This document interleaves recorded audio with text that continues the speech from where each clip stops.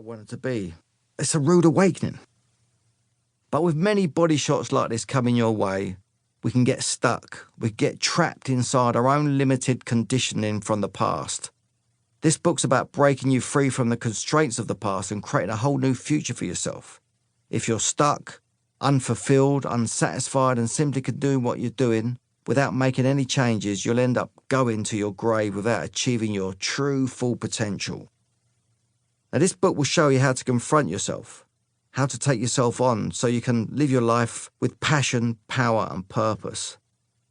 This means from now on, you'll be sharing your thoughts and feelings with people who perhaps you've been avoiding or having conversations you don't really want to have. You'll have to live in the present and learn how to deal with the reality of the what's so in your life. It won't be easy. No matter where you've got to in your life or what you bring with you into today, there's still more shit to come.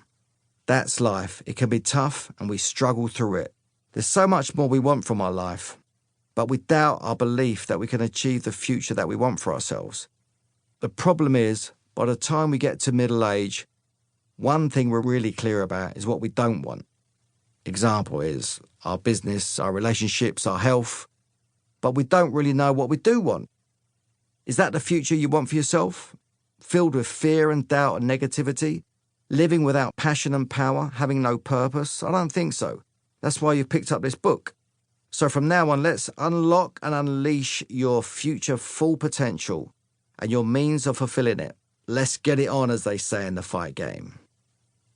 It was while I was working on myself that I started to learn how to coach, mentor, and train others. It was during this time that I realized how much that I love people, which shocked me because I spent all my life bashing people up, or getting bashed up more like. I've been to the very top in what is arguably the toughest, most demanding and most brutal sport there is, professional boxing. But when I reached the pinnacle of success, it wasn't quite what I thought it was going to be like, and it didn't quite work out how I expected it to. Do you ever find that life doesn't work out the way that you want it to? Imagine how I felt when I lost my world title in my first defence, after which I crashed and burned. Since then, however, I've been in a conversation with myself and lots of others about how to survive, thrive, and create futures that we want to live into. How to live a life by design, a created life, a compelling future where we get to make a difference. I've studied many books, I've followed dozens of courses, taken numerous exams to earn my certificates, and I've spent hundreds, if not thousands of hours in rooms full of people having conversations about what's possible for us as human beings. I've learned from the suffering that I've been through and the painful times when I really struggled until I got to the point where I knew I was the only person responsible for my future. Now, don't get me wrong, it's taken a while for me to get to where I am now, happy, fulfilled, and satisfied with the knowledge that I am the one totally responsible for designing and creating my future, my life, on a daily basis. Even if you can't relate to me as a boxer, the point is that we're all fighters. We're all fighting something, and most of the time that thing is ourselves. That's the mental boxing match that we have on a daily basis. So with that in mind, maybe now is the right time for you to knock yourself into shape. Some of what you'll be asked to do will take courage, such as sharing your thoughts and feelings, maybe for the first time. But whatever you do, don't walk away. Turning your back now could only mean failure.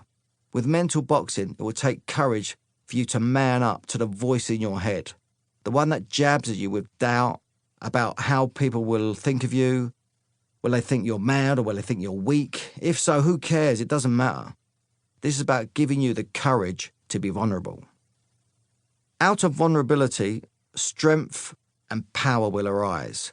Although it seems counterintuitive, you may believe being vulnerable is a sign of weakness. I too thought this. I've been trained and conditioned to attack, defend, resist, and confront and fight. I was a fighter who went into a ring prepared to die. So for me to turn that notion on its head and to start to share all my weaknesses and my flaws, to be vulnerable with other people, just was an immense challenge. It is going through that process that enables me now to explain it with clarity and confidence. As a professional boxer, it was unthinkable to show any weakness. Expressing feelings or emotions was a sign of weakness. Despite needing to be made of stone all my life, it's only recently that I've started to undo all that conditioning.